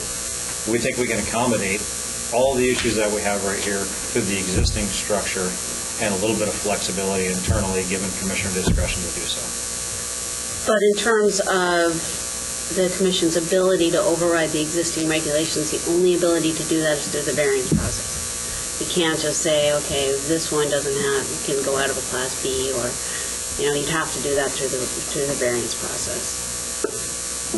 So if there was a landowner that says, I really don't want to have any of my pickup locations be a Class A marina because they're not in support of that, they don't want that on their docket, let's say it's 3 motels, then they can come in front of the commission and say, I want to operate out of my own dock. I don't want my own dock to be a Class A marina. Can I come in for a variance? Because my hardship is that none of these locations that I've picked up for 25 years want to be a marina. What do you think about that? Right? And that's where they put forth an application for a variance from that requirement. And then you guys choose to grant it or not. Is that accurate? Why don't you continue with your suggestions? Okay. So I think we're rounding out the general concept, but let me see if I can summarize in a way that makes some sense. And please, Joe and Molly, jump in. So the goal, number one, is to get all existing charter boats on Lake George coverage in a way that does not impact their business model, and it doesn't cost them money up front. That is no $100 fee, because we can waive that fairly easily. And secondarily, we think we have enough tools in the toolbox to say this is where we are. So we're not regulating the docks where people are berthing their boats. We're looking to say your primary location of operation let's say you have 3, and one of those already has a Class A marina permit, you simply put that on your tour boat application as this is my area of location, you're covered under the marina part of the regulations. Let's say they don't have a charter authorization on that. You delegate to staff the ability to say, we can add a charter boat delegation onto that, so they never even have to come in front of the commissioners. All of this is done in-house by staff, and we present a shiny package to ABC Charter that says, you are now an official tour boat on Lake George. Your business model has not changed at all. The municipal thing we need to talk about. Many of the fishing charters, or at least several, do have at least one of their stops be a municipal dock, whether it's the village docks, the town of Bolton docks, or the town of Hague docks. I don't know any other docks out there that might be doing it. And for the most part, it seems to be a very positive relationship, but sometimes it is not. So the staff recommendation is that if there is a charter that's primary location is to pick up at a municipal location, that we get a letter from that town supervisor and town board saying, we hereby approve this operation working out of our dock complex. Where we would like to go, and I'm not sure if we can pass the gauntlet of Eileen, is to say, you guys have the authority to say, municipal authorization to work at their docks is equitable to having a marina classification for that facility. So we haven't talked about this much with staff and council, but that would alleviate the fact that if Mr. Greco is solely picking up at the Hague Steamer Dock, the Hague Steamer Dock is not a marina because we do not grant marinas permits to municipalities. They're exempt from our marina classifications. So my take on this, and I always push Eileen in the way she doesn't like to go, is to say if they're exempt from our requirements, then why can't we equate a municipal dock complex to the marina? And the authorization from that town should make them compliant with the terms of the marina conditions. So now we're taking everybody and putting them on the same playing field. So I'm not sure if Eileen wants to jump in before I continue. Well, I think it needs to be looked at. The regulations say properly permitted facility. We haven't discussed the outlays of these town docks. They would be subject to marina requirements if they weren't towns, and because their towns are exempt. I have some concern about saying that that's the equivalent of a properly permitted facility. I would need to look at that a little more. And if the determination comes down that Eileen says, her as council's recommendation to you is we don't equate municipal facilities with the marinas, then we say to Mr. Greco, is there another motel up there that is already a Class A marina? You may or may not pick up there, but you might. That can be your primary location of designation. You're now authorized to operate out of the Hague Motel and pick up boats if you want to there. And you can also, as an associated location, pick up the town docks as long as the town is happy for you to do so. So we can find ways around that just by having one of the motels up there say, yeah, I'm a Class A marina, I'll throw a charter boat authorization onto mine. And then we get around the issue of the concern that towns aren't Class A marinas. So did you follow that? It's a little tricky. What happens if the town says, I don't want them to pick up on the town facility? Well, the towns always have the ability to regulate their own facilities. Right. So if they don't want entity to pick up there, then they would have to deal with that through their own processing. And then what happens if no one else wants to allow them, like the hotels? Then they either need a variance or they... And the variance procedure has to show all sorts of hardship, including financial hardship. Yeah. But that would be the easy part. That would be the easy part. Well, Where because they wouldn't... would they go? Here's something that's existing and they can't do it now. Well, yeah. So, I don't see the variance criteria as being overwhelming to this kind of operation. It is another process that they would have to go through, but the criteria seem to me to would fit these kinds of operations that would exist and have existed, but for the inability to operate out of the marina. And, as long as they met all the other, this commission was satisfied with all the other concerns, it would be within their discretion to grant the variance. And we think that would be very few of these 27 operations that would need that to happen. Barry, if you wouldn't, because it seems to me that the simplest, easiest way to solve this on the existing ones with solution, because it would have really no fees, I don't think, is a variance. And I don't want to burden these existing ones with a fee, with a difficulty, with an application, with a we want to streamline this as much as possible. Well, they would need an application, no matter what. I mean, even if they're asking for a variance, it's because they've applied for a tour boat permit, so there would always be an application process. I think the staff recommendation is to waive the fee for the first application, and you're looking at a $50 fee after that. Maybe we could waive the fee and streamline the application for this. The staff can never grant a variance. That always has to be done by the commissioners. So they would. No, but if we show our intent, they don't even have to attend the meeting. If our intent is that we are going to grandfather these and grant the variance. You would have to look at each one. You couldn't just automatically say all of, Especially if you've got public comment. Right. I mean, you'd have to go through the procedure. But that's the challenge, is how to logistically make it easy to cover all the existing boats that are on the lake where we haven't seen an issue yet. So that way, we've got a clean slate moving forward. And that's what we're struggling with, is just, like the memo was going around in the 90s to all the existing marinas. It's like, okay, what are you doing? All right, we'll put that in your permit, and here's your permit. That's kind of what we're trying to do, is just memorialize what's going on for the existing folks. It's really exactly what we're looking at, updating everything. We're trying to catch our paperwork up to reality. Catch up to And that's the simplicity that I always look for using. I'll ask you guys for your opinion, but I'd rather let these guys finish talking first. They might decide not to do what you're objecting to. A real quick question. I got to vote for it. Sure. Are you actually a tour boat? Where are these tour boat regulations? Where do I find them?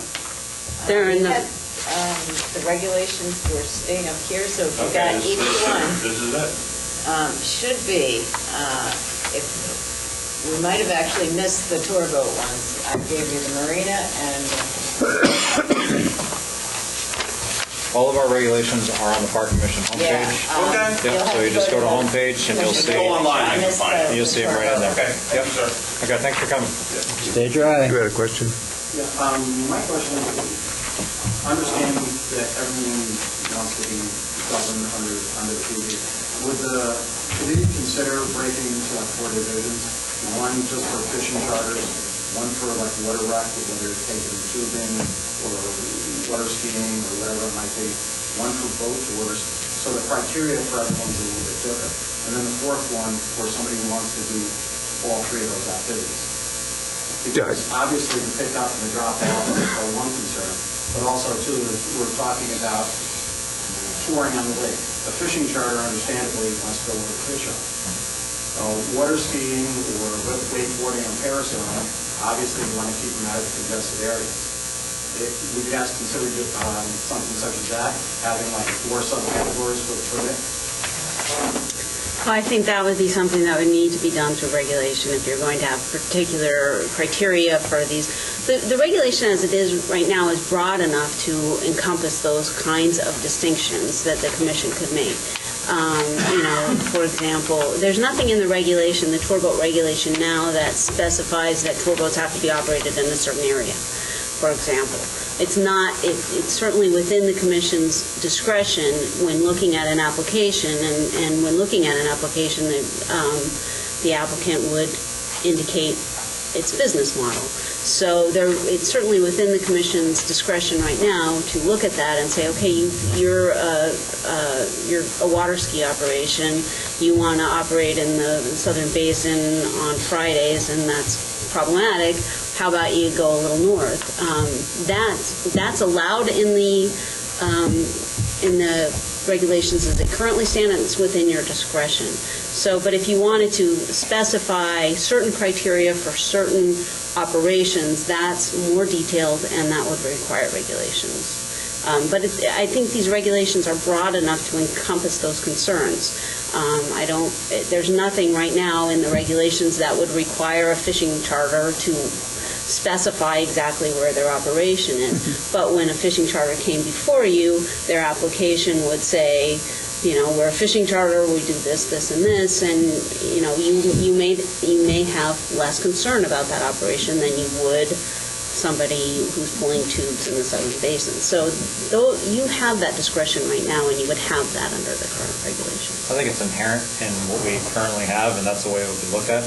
Honestly, if we saw a fishing charter come in right now in front of the commissioners that was really working out of anywhere, they would ask, well, where are you picking up your customers? Is it at your house? I would expect very few questions about how you're going to be operating on Lake George, because they tend to be completely non-impacting in terms of congestion and use on the lake. So I think they would just be looking at one part of that application, which is where you're picking up. So I think that versus a guy that wants to do wakeboarding charters and just come out of the south, most of the questions are going to inherently be, how are you going to be operating? So I think that's the conversation. If you've been in front of any of the commissioner meetings, that is the conversation that happens. So it meets your intent by default, but it doesn't provide any structural framework that they have to be beholden to. So flexibility is a good thing in these types of applications. I hope that answers your question. I guess the answer to your question, I read it, is that there's no set, at least the way I'm reading what they're saying is there's no set, cut and dried, this is the way everybody has to operate. In other words, we have complete flexibility as far, which is the way it should be.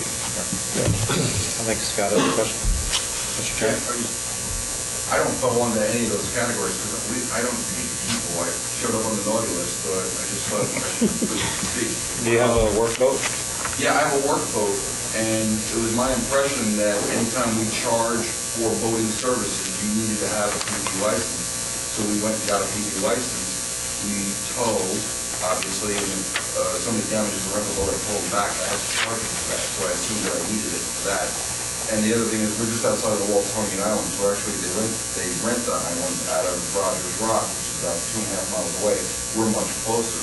So when people show up and they have, their canoe, and they want to load 1,300 pounds of gear into it, we charge for that service to help them get their firewood out with that. So, but we don't call any people. So that's I guess I fall into that category, but I don't allow people in the work for just gear. The other thing is if they go to another island and they show up with 6 people and 1,400 pounds of gear, we don't let them put the 1,400 pounds of gear in the boat. We ferry that stuff out. So Joe, does that even meet the PV restrictions? Meets PV. I charge for that. It's a boat, so that's what my impression was. That I have to have a PV in order to charge for that. And my people that drive that boat then have PV licenses in order to operate that. But that vessel would not meet the definition of a tour boat, so you would not need a permit from the Park Commission for that. But I'm on the naughty list. That might have been an oversight. That's what we wanted you to come to. The other comment I just want to make is that, I find the fees for the Class A marina permit and all that stuff completely reasonable and proper. The blank check is the stormwater. Once you go for the Class A marina permit, you fall under the stormwater category. That's thousands of dollars. So when you're talking about just having the people file for a Class A marina, that fee is very minimal and reasonable. But that stormwater fee can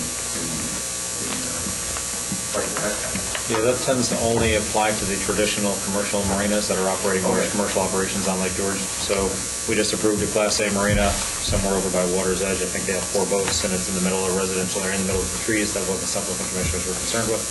So it's kind of a different issue. Thank you very much. Thanks, Scott, for coming. So that is kind of the essence, I think, of where the staff is on our recommendation to you. We're more than happy to answer any questions from the commissioners to say, can you do it this way, can you do it that way? It's not a simple topic because we are bound by certain things, but after a year and a half of looking at this, I think we have a way to make this work, and I think the path forward is very clear. all new public vessels on Lake George will go in front of the commissioners for a review. We've been doing that over the last 2 years. The challenge has been the inequity of what's out there versus what we're doing now. And if you're working out of your own dock, how do we administer that based on the 94 memo? I think we're clearing that up. You're going to see a resolution at the June meeting that will likely talk about that, about rescinding that 94 memo, or maybe at the July meeting. So I guess with that, are there any questions as to what we've presented so far? And if not, we can get to Mr. Nishaw's. Well, first off, you're not asking for any regulations. We are not. You're not asking for any. What you're really asking is for policy direction. That's right. Policy direction. Okay, my next question, just to get this as precise in the record, are you talking about any additional fees for anybody? We are not. Fine. The only new fees would be, as a tour boat, if we waive the application, which is staff's recommendation, we waive it for the tour boat application, and we waive it for any marina modifications that need to be made. That gets rid of the $100 up front, and then there's a $50 fee that they would have every 5 years, so it'd be $10 a year, basically. Then precisely what do you intend to bring before the commission if you get somebody walking into the office that you think we need to? Yep. So I can give you my take on that, and then staff can jump in. The minor modifications for marinas, so let's say there was a marina out there that didn't have a charter boat authorization on that, you guys could delegate to the staff the ability to add that charter boat authorization onto that. Castaway is a perfect example. They don't have charter boat authorization on their permits. It's very easy to add by General Molly onto those permits if it's seen generally by staff as being a non-impacting thing. If we want to take chicks and go from 15 charters, which is what they have right now, and they want 30 charters on there, we would probably have that discussion with the commissioners to say, that's a huge increase, let's take a look at that, but we don't see that really as being one of the more common situations. What we may or may not have the ability to do is to grant new Class A marina status. I think is probably saying no. We would like to, because it's easier for everybody, but we don't see that if a motel needs to come in front of the commission and say, I need to be a Class A marina now, Adirondack Motel, that you guys would have any issue with that being the case, because there's zero change in the business model. It's simply the fact that we're changing our interpretation of the existing regulations that required that person to come in. And I think that would be highly accommodated by the commissioners, to the fact that, I think somebody mentioned, would they even need to come in front of the commission themselves, or could this just be a ministerial act by the commissioners at a meeting? Once you approve that, then the staff modifies that and gives them a Class A. Next question is, if these guys come for a registration, tour boat operation, and your policy is it doesn't have to come before us, are you planning on placing any, a lot of the discussion is about restrictions to think, but would you do that without our looking at it? You would place restrictions on, for instance, where they can operate? As far as I can see, you wouldn't do that. No, so I think, and that goes back to the gentleman's question over here, if we were to take a look, I think, and this is just Dave Wick, all fishing charters on Lake George, you would have the interest in having staff simply allow those operations. I'd like to know where they're fishing. Sightseeing operations, I think we're comfortable enough at the staff level to say staff can determine that if you're simply going sightseeing out there, that is something that we would recommend to you that we could do at our level. The only ones that we may have some pause on are if there are banana boat rides, it's wakeboarding, water skiing, those things that aren't under the current purview of the commission, that we would throw out the idea, this is what's happening out there, to whomever, perhaps yourself, Mr. Chairman, and say, is this something you'd like to see at the commission meeting for a simple review and approval at the commissioner level, or are you comfortable at the staff level doing that? So I think that is one of the three categories that we would ask for guidance from the commissioners on. Any of the commissioners have any questions as to what they plan on doing or what? Can I respond to the same situation? Wait, can I get an answer from them? And I'm going to ask you in a minute if you have any problem with what they suggest. No. Okay, no. Anybody? Everybody understands what they were talking about, right? What they're suggesting. Yeah, what's one of the, when there's going to be no fees, right? They're going to be waived, but it does require an agreement potentially with some of these people with a hotel, marina, or something. It causes the requirement for them to, enter into a contract or otherwise get approval from Marina to operate out of there. So I just wanted to mention that. That is a cost, but it isn't a fee. But it could be an issue for some. We think that would be pretty rare, though. We think most of the places are picking up at a commercial facility, whether it's a motel or a marina currently. That's their existing business model. We think those arrangements have largely been worked out. And for unofficially, and now it has to be official. That's their interaction between the charter and the motel or the marina has at some point been formalized because they're simply operating out. They're not just picking up at the Lake Motel because they can. Somehow they have an interaction that says that's okay. If the Lake Motel does not have a marina permit, and they're going to be required to go through that permit process, and that's going to be seen as a burden for them, they may say, I'm not doing this, you pick up the cost of us going through this marina permit process. That is a possibility. We don't know that that's the case.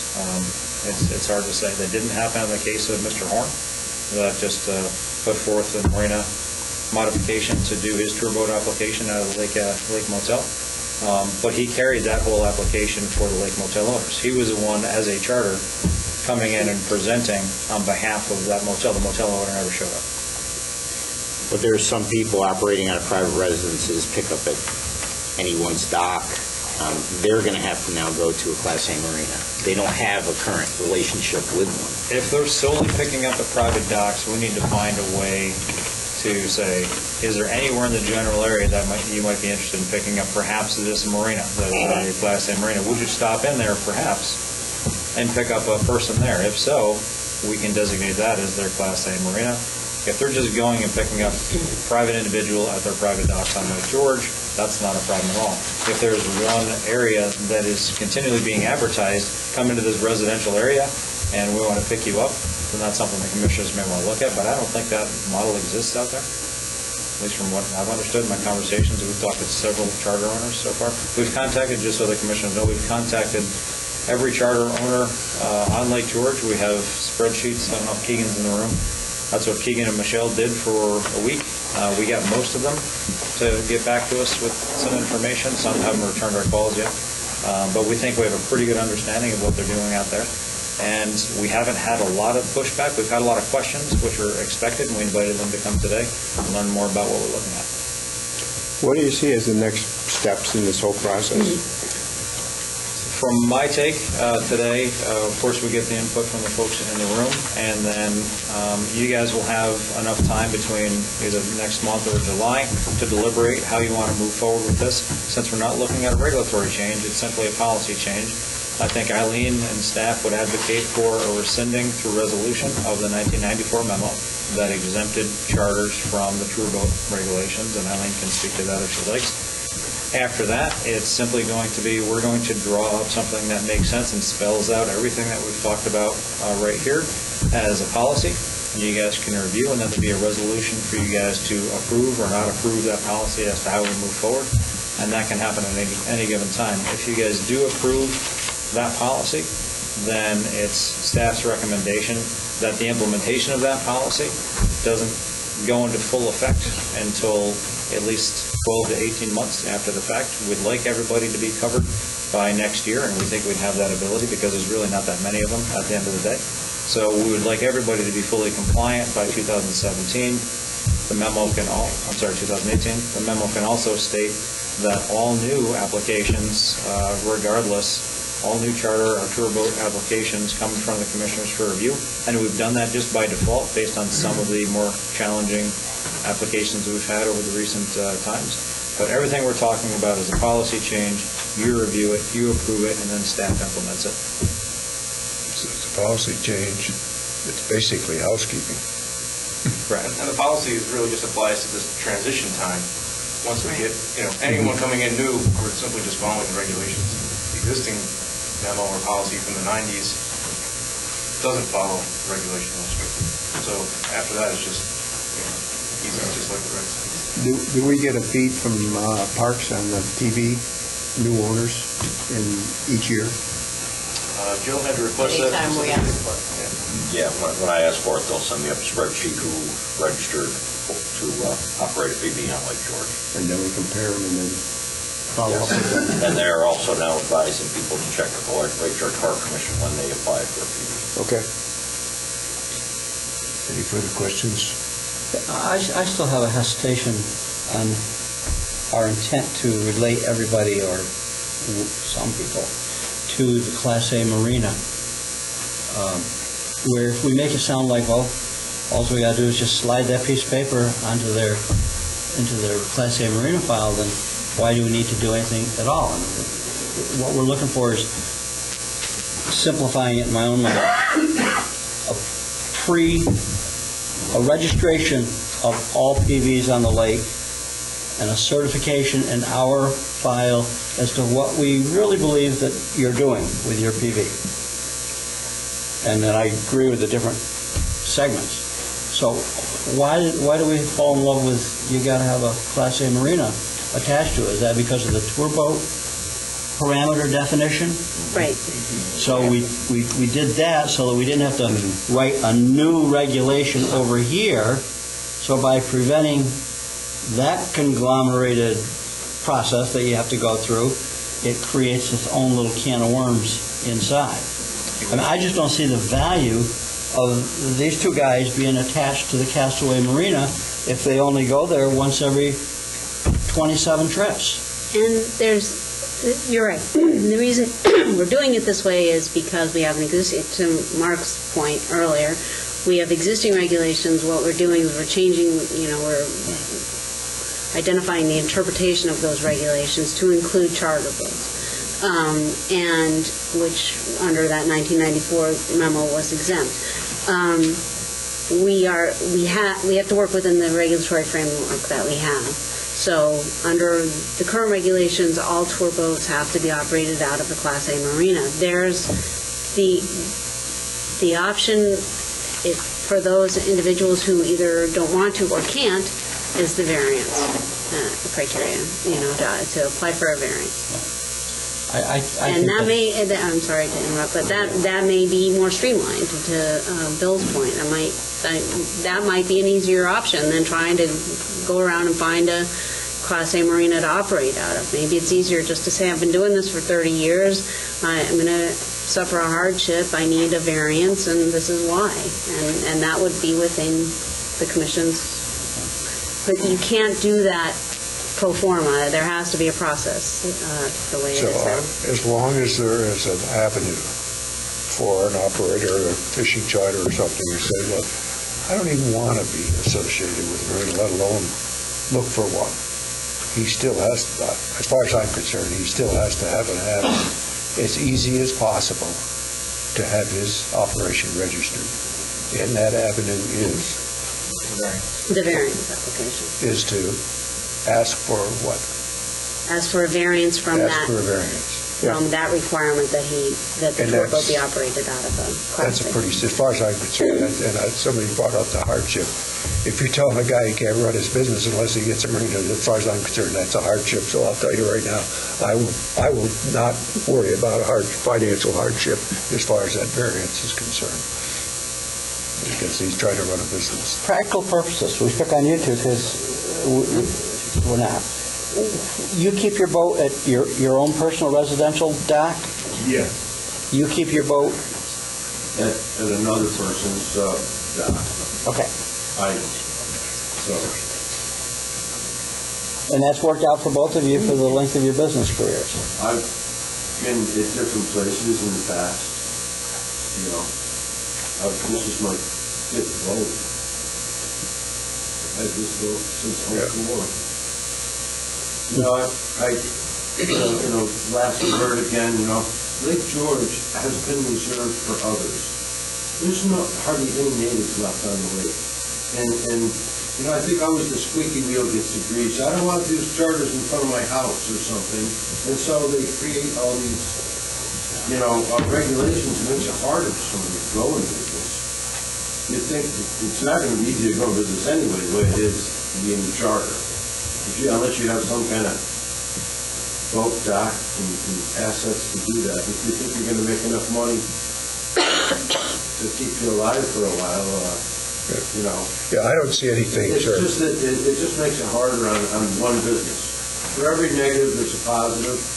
I don't think any positive is going to go much to our side. And the only positive is going to be is the fees collected for the Lake Church Park Commission is going to be, and once a book is accepted, it can be rewritten.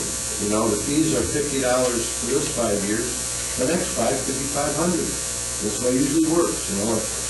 The blanket will fall over so that we are now regulated by this group and that we fall under that curtain and that now it's accepted, and it's just going to be hard for new people to come in. I feel sorry for, somebody trying to start a business, and don't think that it's all rich people going in to try to be a fishing guide.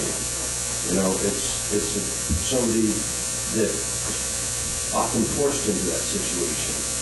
You know, there's a lot of people that lose their jobs around here and they try to do something else. There's always another agency to, squash it. The overall assets of the Lake George Park Commission and their powers are very overstretching. My family came here in 1828, and since then they've lost all their land to the people that have come here, And the people that come here own here. The people that live here abide by them, You think there's people that live here owning land on the lake, Nothing more. It's just burdensome is all I'm saying. And now to create all these, you could talk a pear out of an apple tree, but they're certainly not giving us any good fruit. It's all between you guys, and I'm all for somebody not getting hurt or having somebody being offended, but and I see the point here is just to have more applications and more fees, and I got to get something for it, I guess. I don't mean to put it in a nutshell. I just think that. Does anybody else have a comment? Sure. Who do we speak to that get off the naughty list? I'm sorry? Who do we speak to get off the naughty list? You want a list? Right there. Molly. Got any more? And back. Sure. I appreciate what you guys are saying. I think everybody here agrees that we seem to have trouble with, I know we get a variance, I guess that would be the answer I was looking for before. Some of the smaller marinas and a lot of hotels have approached me and want the idea of, we'd love to have a charter boat here, it's good for our business, and my guests can walk right in. They're petrified of the commission. I've had 2 hotels last year, one's Island Point, one's Village Lake George, say to me, if we really want you here, but we can't deal with that. We can't go for the commission, that, it's going to change everything. I don't know if that's the truth. That's just, the perception that people feel, and I'm sure other boat owners have felt that too. It's either we're affiliated with one of the big class 1 marinas, or we're not. We're kind of stuck out if we're not. I've used the public docks. I use people's residences. I picked up, for instance, people fishing yesterday at Debbie Dean. I call there before, say you have guests that want to go with me, no problem, use our docks. I think you guys are working on an answer to it, so I'll talk to you guys after. But I appreciate what you guys are saying. If you could just think about that, some of the hotels and everything that's happened in the lake the last couple of years, and everything you guys have really dealt with some of the rentals and accidents. I just hope you could support the charter boats. Maybe have more meetings like this even, because I think we're more stewards of the lake than you realize. I think these guys, these are the people who are licensed out there operating. We're the ones who are dotted. I'll do tubing, yeah, and I'm going to tell you the truth. I do tubing as far out away from people as I can for the people on my boat seat to get away from the rental boats. Honestly. So I just, I appreciate it. I think you guys are trying to work with us.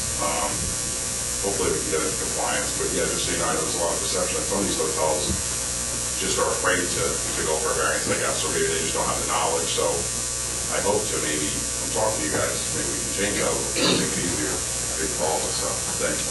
Thank you. Sure. Again, confusion clarification. If you're a Class A marina and you have 2 charter boats and then they decide they want to rent a slip to a 3rd charter boat, they have to get another. I'm confused whether they've counted the number of charter boats that can operate. And so they're supposed to be. If they have 2 and they want to add a 3rd, they need to modify the marina permit to add that 3rd. Is there a cost to modify that? $50.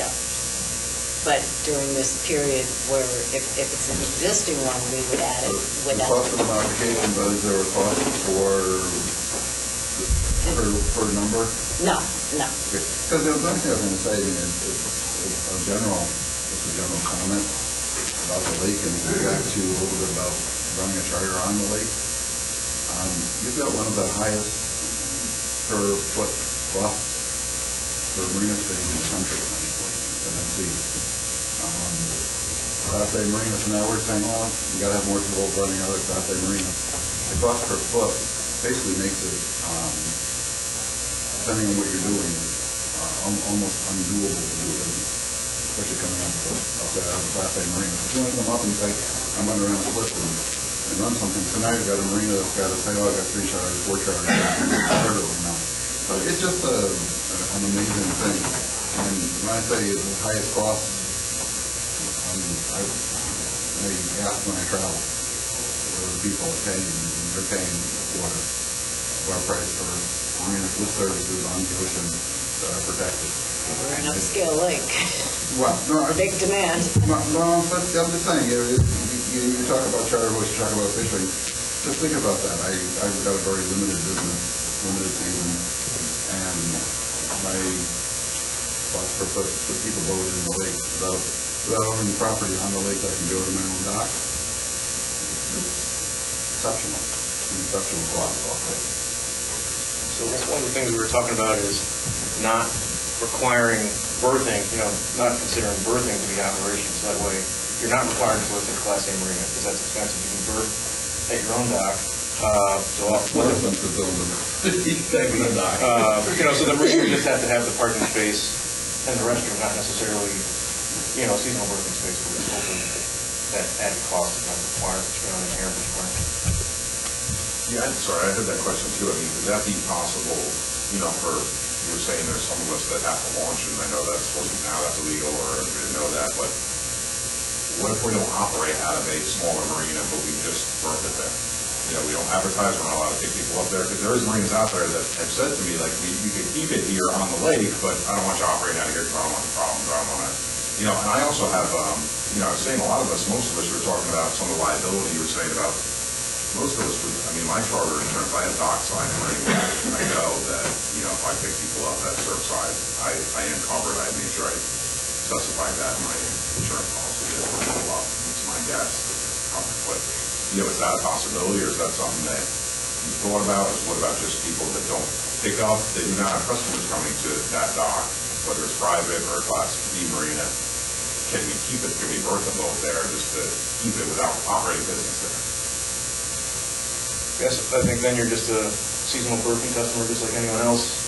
I think we try to parse out what an operation is as far as picking up customers, so I think we do not say you're operating from that facility unless you're, tracking customers there, and that's where the requirements come in. Where you need a parking space and a restroom. Right. And that's accommodation. Because I've had places that are smaller that I talked to that have said, yeah, we can, but they don't want customers there either, and I don't blame them, they don't have good parking for it.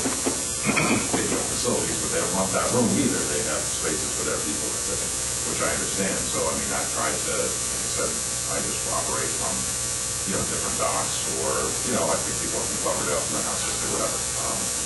So, yeah, I don't know if that's an option. Well, in the cases where you're, not you, but where there's a PV that's berthed at a motel, where that at some point, one of those customers at the motel is going to walk out and be a customer, then we generally say that motel should get a Class A. Right. But if you're at a private dock where the customer would have to drive there and park there, it's pretty unlikely that you're going to be bringing passengers, and we trust that you're not going to be operating out of that site. In that case, you are either going to be the at-large tour boat or charter boat, and in this scenario, then you ask for the variance or get a marina to operate out of rather than not berth there. But we recognize, obviously all these businesses were developed outside of the framework of the regs, so that's why we're seeking maximum flexibility to try to get everybody under the umbrella and try to Best we can. Sir. What's in it for the marina to agree for them to be a charter pickup? Try to get the question. If I'm in the top five, and let's suppose all five of us said, you know what, Castaway is the most convenient. Why would they agree to all five of us being charter spots or charter pickup? Are we paying them a fee? Are we going to enter some agreement that's going to